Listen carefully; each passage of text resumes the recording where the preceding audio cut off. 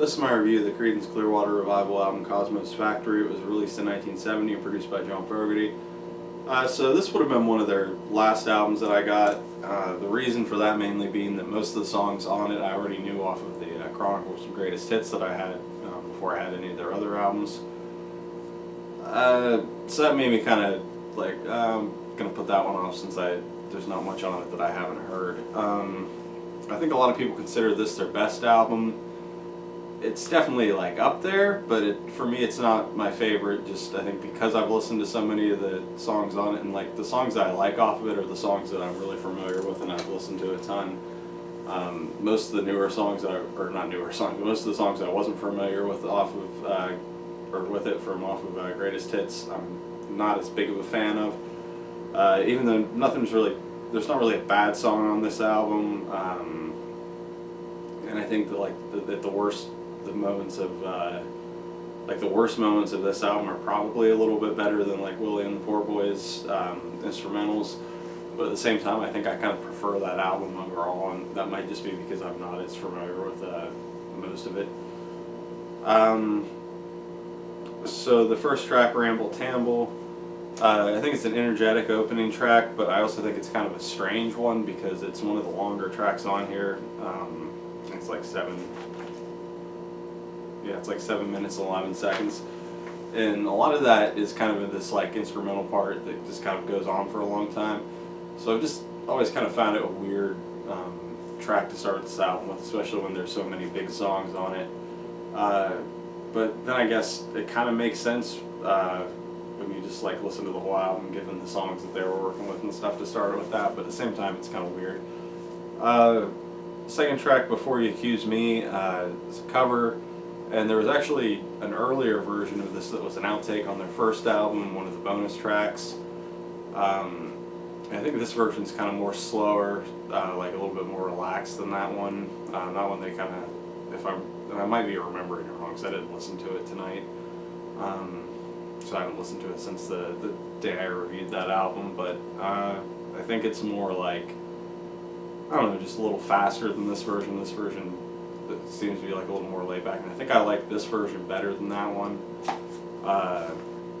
But it's not my favorite cover. Their covers on this album, so there's like one that I really like, and the rest of, well, I'd say the rest of them are like lesser because I kind of like one more, but there's definitely two of the covers on this album are a little bit lesser than most of the originals, so I'm kind of rambling, it's really late. Third track, Traveling Band, great song. This was it was on the Greatest Hits album.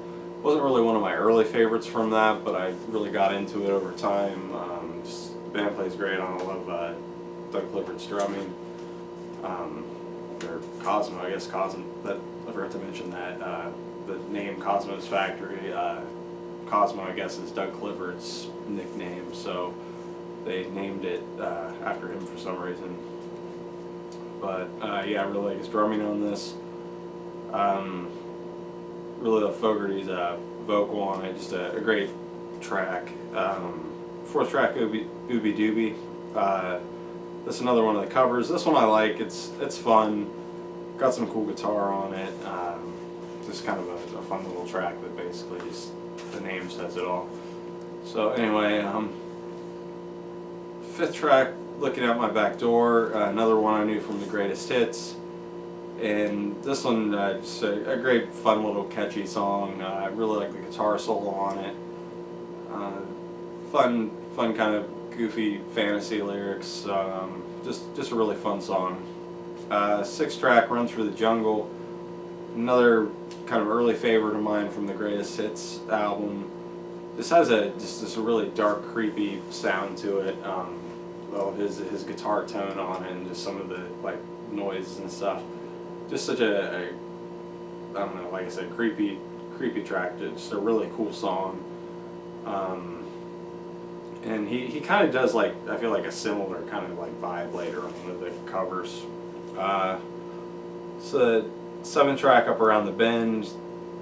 Another one from the Greatest Hits that this one was kind of an early favorite of mine. I think that like intro of it kind of drew me in, and always been one of my favorites. A really catchy track. The 8th track, My Baby Left Me. One of the other covers that's not really one of my favorite things on it here, but it's not bad or anything. Not anything wrong with it. Like, they play it fine. 9th track, Who Will Stop the Rain. This might be my favorite song on here. I don't know. It's really hard to choose a favorite song from this album.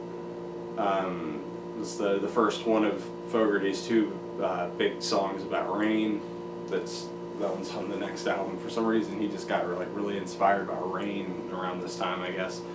But yeah, great song. Just I've always really liked it. Whole band's performance on it's just great.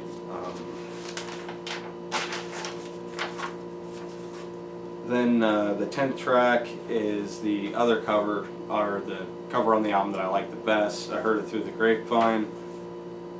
This one took me a really long time to get into. It was on the Greatest Hits album, but I used to never listen to it because mainly it's so long, and I used to not be into long songs. But now I've really got into it. Really, so it's just got that kind of dark, creepy atmosphere to it, almost carried over from Run Through the Jungle. To me, it sounds similar, like the guitar tone and stuff like that. Just they kind of remind me of each other in that way. But that kind of just atmosphere of it's really what kind of drew me into the whole thing, and what makes it not get boring through the whole length of it. But just a really great cover. I like it, everything about it now, where I used to just be like, oh wow, this is really long and I don't want to listen to it. Then the 11th and final track, Long As I Can See the Light. This one was also on the Greatest Hits, and I wasn't into it for the longest time, but more recently, kind of around the time that I got this album, was getting kind of back into these guys, it really grew on me, and now it's one of my favorites on here. Probably another one that's close. It's probably a tie between this Traveling Band and Who Will Stop the Rain. I couldn't remember which Rain song it was again for a second, because I'm always getting confused between that one and the other Rain song on the next album. But yeah, just a great closing track. It's got the kind of organ and saxophone stuff going on. That's really cool. And that kind of shows the way a little bit to the sound they're going to have on the next studio album, Pendulum, which I don't think I'm getting to next week, so I think I'm doing another live album and then going on to that the week after. But yeah, they end this album with a track that shows a lot of what the next album's going to sound like. So yeah, Cosmo's Factory, great album. I think it's probably got biggest batch of their best, or biggest songs on it, or biggest batch of their hits on it, at least based off of that Greatest Hits that I had. But I'm not crazy about some of the covers. I think Ramble Temple's kind of a strange opener, even though I do like it. But I don't know, just not my favorite CCR album, but it's definitely got to be close. There's just so many great songs on it, and it is probably one of the first ones that I would recommend for people to check out if you're going to get an album by them that's not a great